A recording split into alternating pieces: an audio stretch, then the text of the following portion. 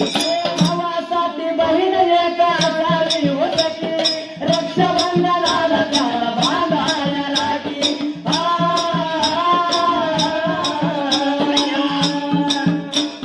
भावासाठी बहीण एक असावी हो सखी, रक्षाबंधनाला त्याला बांधायला लागी.